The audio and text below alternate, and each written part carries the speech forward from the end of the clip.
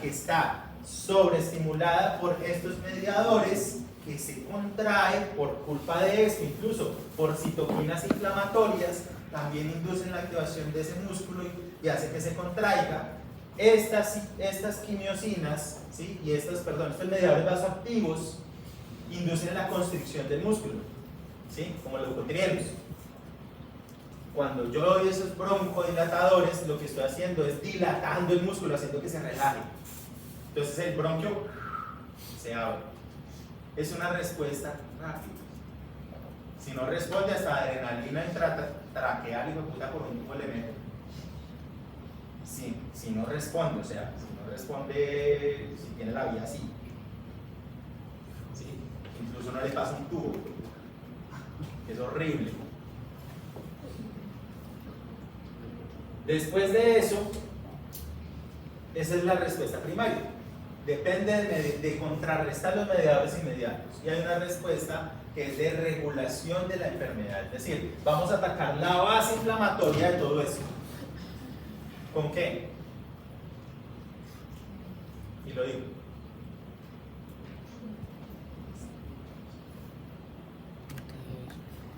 Bloqueadores. ¿Cómo disminuimos la función de todas estas células? Laminas.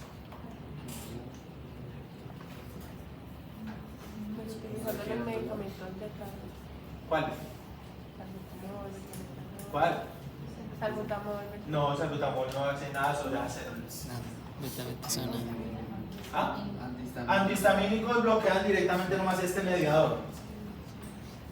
No estamos afectando la relación de todas estas células que hay acá.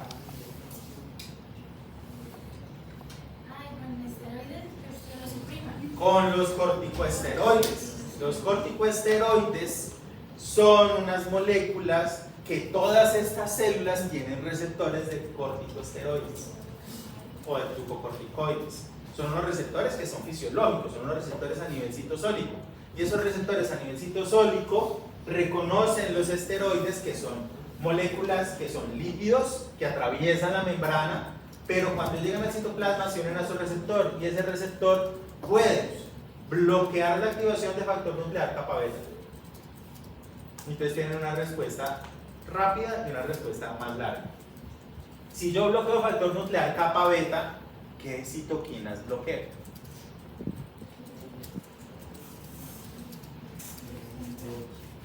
La 1 sí.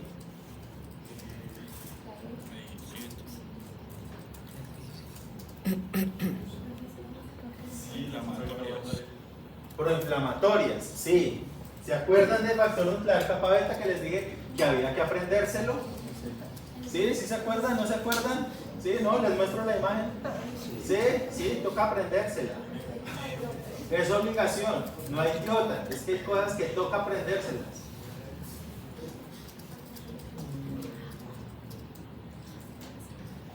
Bloquean toda esta respuesta inflamatoria de activación celular, directamente inhibiendo esta molécula.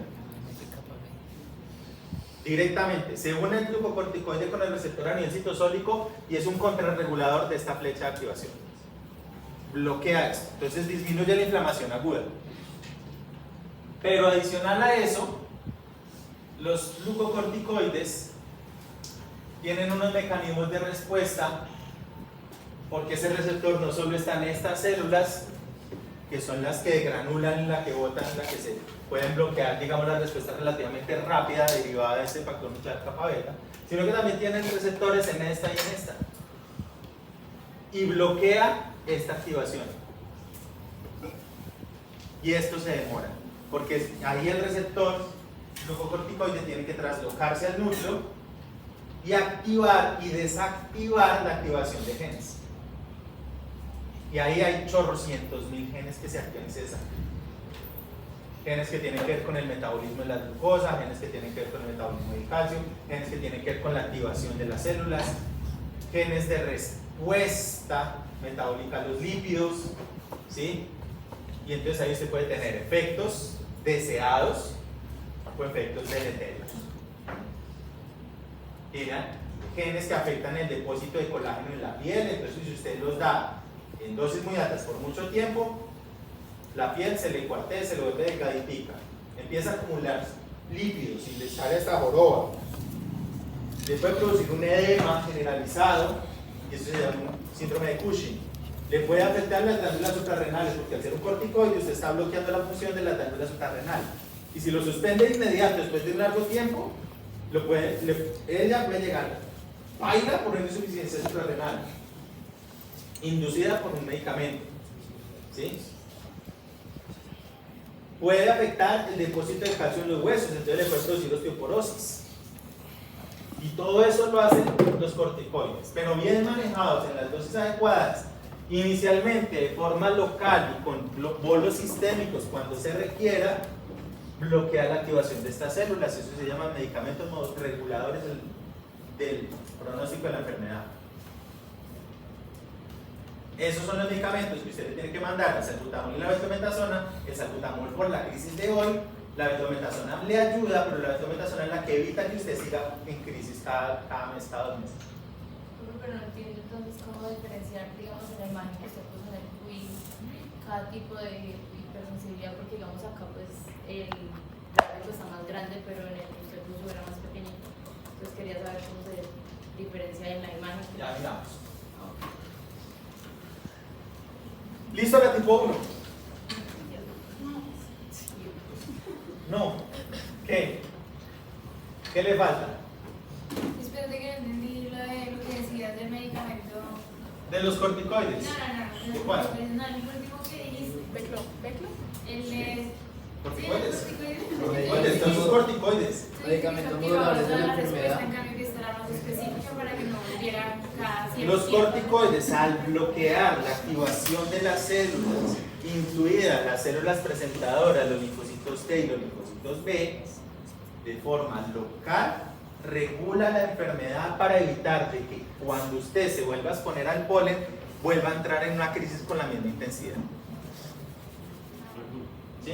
En cambio, el salbutamol te hace sentir bien, pero no te va a regular el pronóstico. ¿Sí? Hipersensibilidades tipo 2 y tipo 3, entonces ya sabemos la diferencia clave. Formación, complejos, antígeno-anticuerpo y su función en distintos contextos. Tanto a nivel de matriz extracelular generando la deposición de estos complejos antígeno-anticuerpo, llevando a que las células degranulen, células como cuáles, en la anterior hay inmunoglobulina E, por lo tanto las principales células que se activaban por esa inmunoglobulina son los eosinófilos y los macrocíticos. Esta que inmunoglobulina es Neutrófilos. G. M y G es reconocida por macrófagos y polimorfonucleares. Ese depósito en los tejidos y la activación de estas células lleva un daño. ¿Por qué? Porque se degranulan estas células. La degranulación de los polimorfonucleares es distinta a la degranulación de los eosinófilos en el término de las sustancias que liberan. Aquí hay una mayor liberación de proteasas, colagenasa, elastasa, ¿sí? Que lleva a una degradación de esa matriz extracelular y un daño en el tejido. Los macrófagos se pueden activar y también liberar radicales libres de oxígeno, inducir su fagocitosis y opsonización. En los vasos, si se llega a suceder eso, ese depósito puede llevar a la activación de estas células y una vasculitis, una inflamación a nivel de los vasos, a nivel del tejido endotelial. ¿Listo? Esos son los mecanismos claves allí que ustedes van a encontrar, mediados por opsonización, degranulación y activación del complemento. ¿Sí?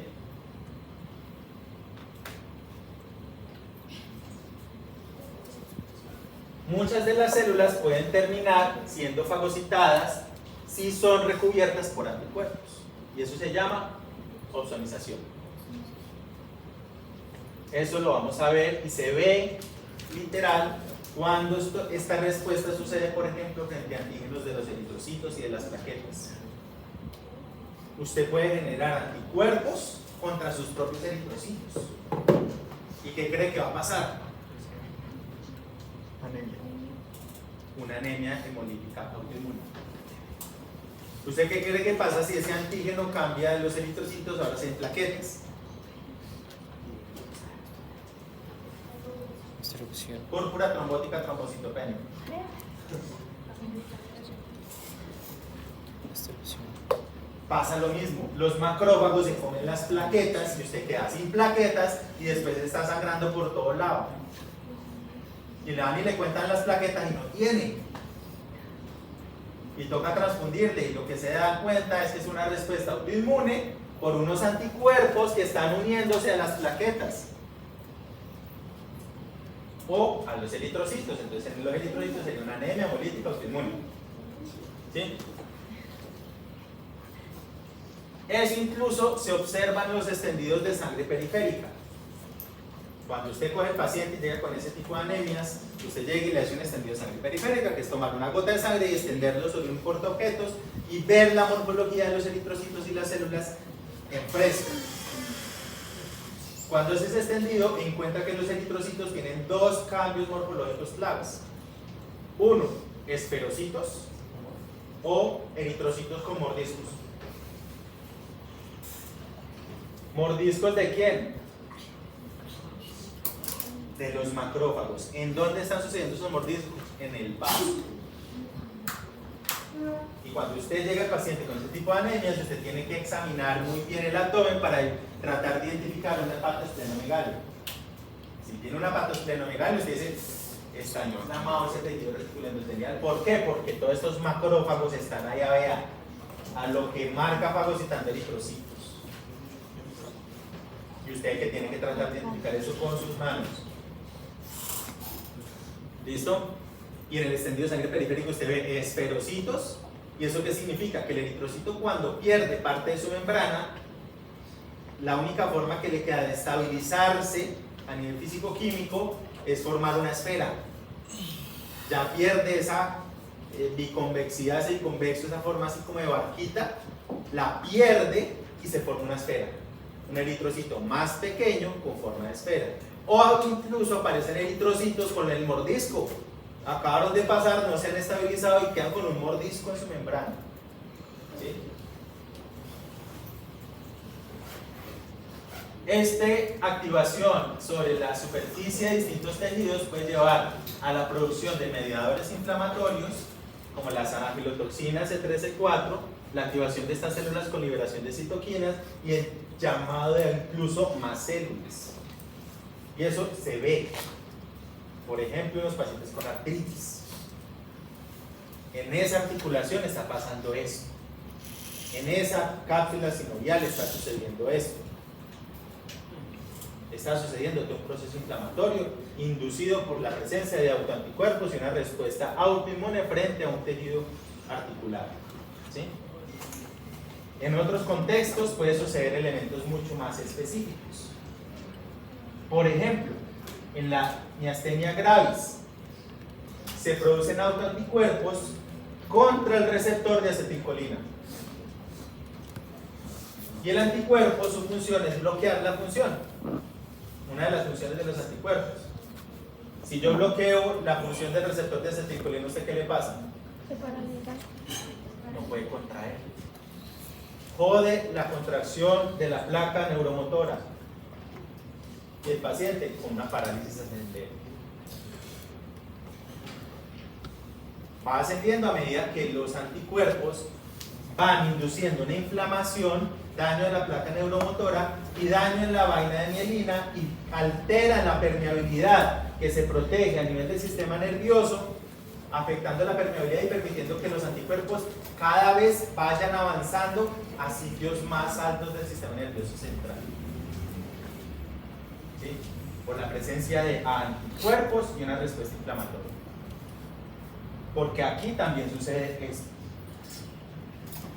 Sucede una inflamación. Y esa inflamación afecta la permeabilidad de esta zona, induce el paso de anticuerpos y esos anticuerpos inducen más inflamación. Y esa inflamación empieza a subir. Y entonces el paciente empieza con una parálisis de miembros inferiores y termina con un respirador. Hasta que afecta su placa neuromotora diafragmática. Chao. Y termina parpadeando nomás. En otros contextos puede suceder también de que se produzcan autoanticuerpos contra el receptor, pero en este caso no lo bloquee, sino que lo active. ¿Qué pasa si yo uno anticuerpos al receptor y lo termino aquí activando? Y esto es la glándula tiroidea. Sobreproducción de pronto no. Sobreestimulación. Un hipertiroidismo, una tirotoxicosis, llega el paciente taquicárdico, con una arritmia supraventricular, con un exoftalmos y que no ha dormido en 2 días. Y usted le mide T3, T4 por el techo. ¿Sí? Y usted le mira con un bocio acá que hasta le duele. Ese paciente que inicialmente ingresa por una tirotoxicosis, eventualmente termina sin glándula tiroidea. Porque esto jode y jode y jode tanto a la glándula tiroidea que termina sin glándula tiroidea. Entonces, ese paciente que ingresa por urgencias con una tirotoxicosis, usted le tiene que bloquear esta respuesta, después le tiene que suplementar con hormona tiroidea. Porque el sistema inmunológico fue tan bravo que le dañó toda la glándula tiroidea y ya no tiene glándula tiroidea. Tiene una cicatriz de glándula tiroidea.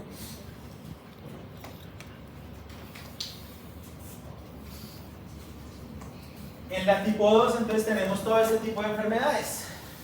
Escoja y entre el diablo y escoja.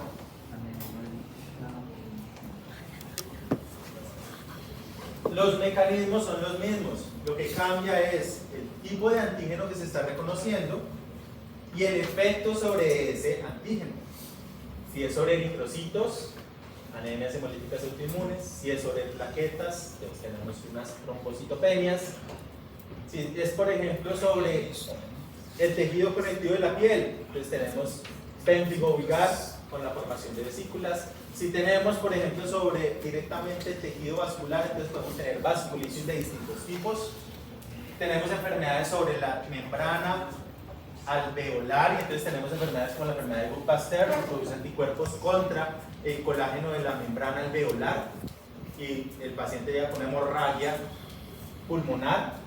Podemos tener sobre el tejido articular y sobre el tejido muscular cardíaco, entonces tenemos la fiebre reumática, que por una reacción cruzada de un antígeno que antes era de una bacteria, del estreptococo, es muy similar a antígenos que están en el miocardio y en las articulaciones, y el paciente una semana después de un cuadro sinofaríngeo, una otitis, una faringitis, llega con una extrasístoles ventriculares, con malestar o con artritis, y esto hasta le puede joder también el riñón. Eso no es lo mismo que pasa con la diabetes mellitus.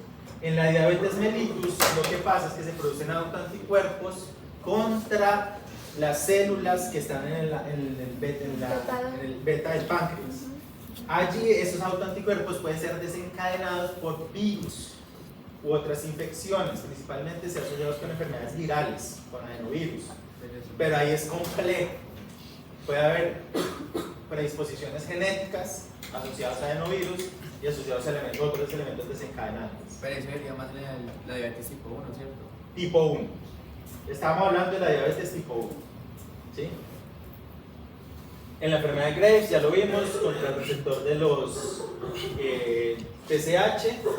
Este sería contra el factor intrínseco a nivel de la absorción de la vitamina B en la mucosa parietal gástrica. Si usted se producen estos anticuerpos en esa mucosa, pues usted va a dejar de absorber esa vitamina y termina con una anemia perniciosa.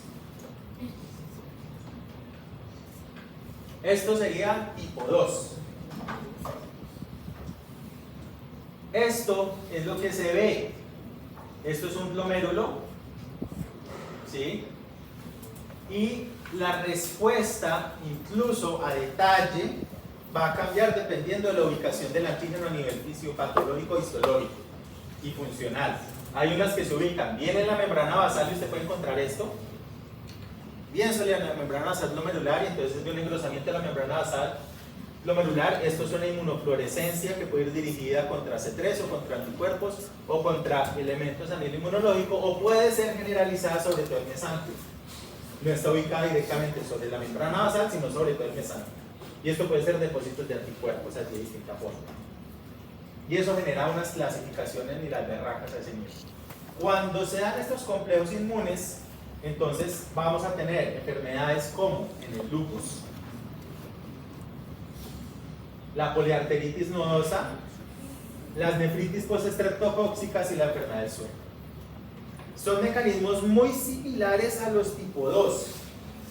La diferencia aquí es la presencia excesiva tanto de antígenos como de anticuerpos, que terminan explicando el daño por el depósito de los complejos inmunes. Por eso, a nivel de lupus, por ejemplo, que son anticuerpos contra el tejido conectivo y contra los neutrófilos y contra el ADN, es un grupo grande de respuesta autoinmune. Esa formación de esos complejos inmunes termina depositándose en riñón, articulaciones o vasos sanguíneos, incluso hasta en la piel. La respuesta que se ve en el tema malaria y todo eso es ese tipo de respuesta para nivel de tejido conectivo. Estas manifestaciones principalmente se deben al depósito de esos inmunocomplejos en estos tejidos. El paciente puede debutar incluso con un daño renal, malestar, fiebre, está maluco la persona y va al hospital y empieza a orinar sangre. Cuando le hacen pruebas de función renal está con una nefritis y empiezan a estudiarlo y le hacen autoanticuerpos y le hacen pruebas serológicas y un montón de cosas y termina con un lupus. ¿Sí? Por formación de depósitos de esos complejos inmunes sobre el riñón.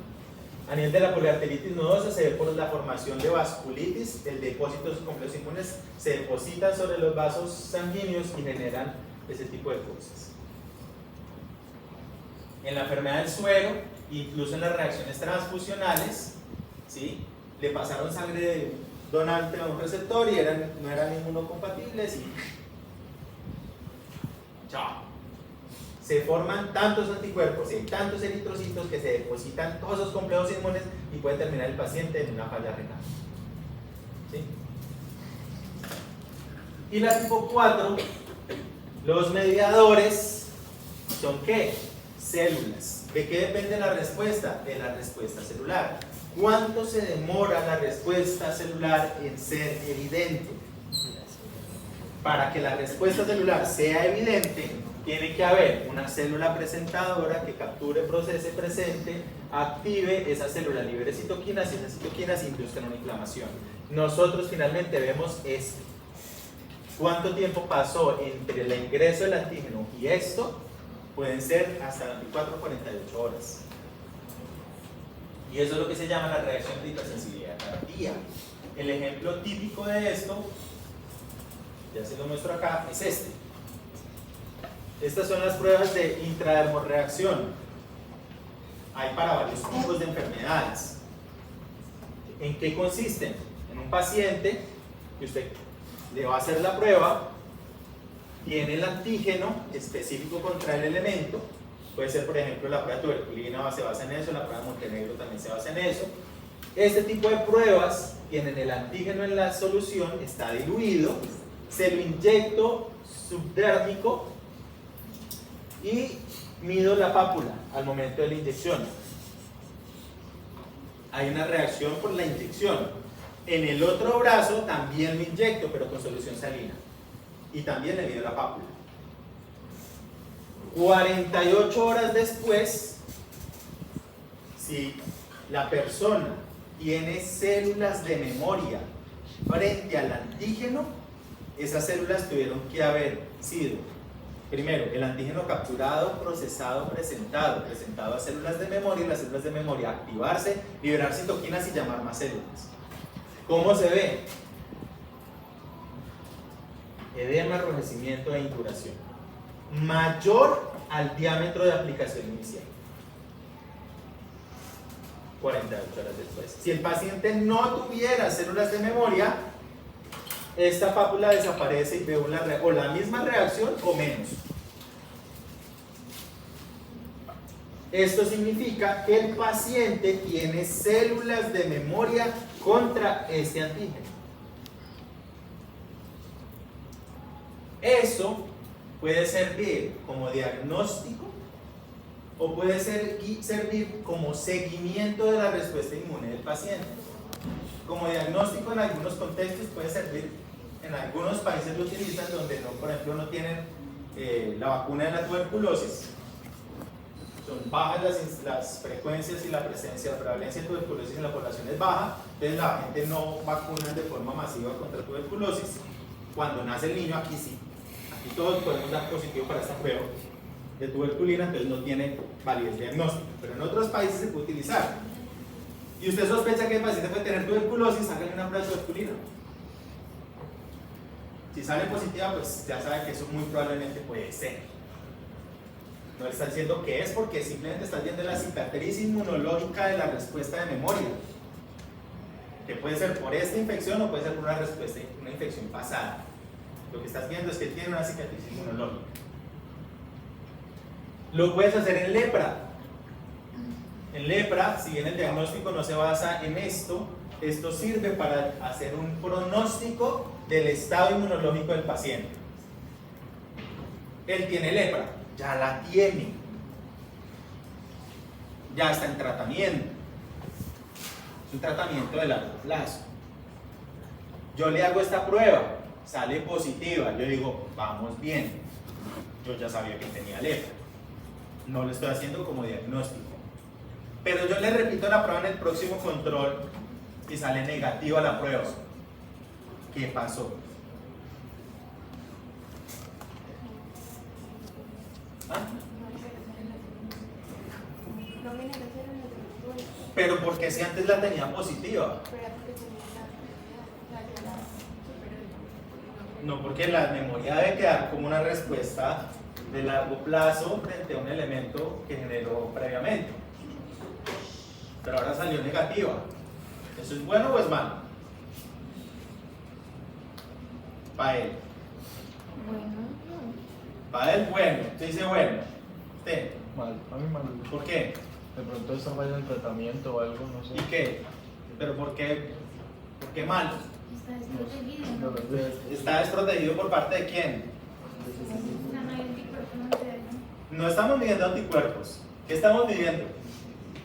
Inflamación. ¿Qué estamos midiendo? Estamos midiendo la inflamación, pero inducida por quién? Citoquinas. Células.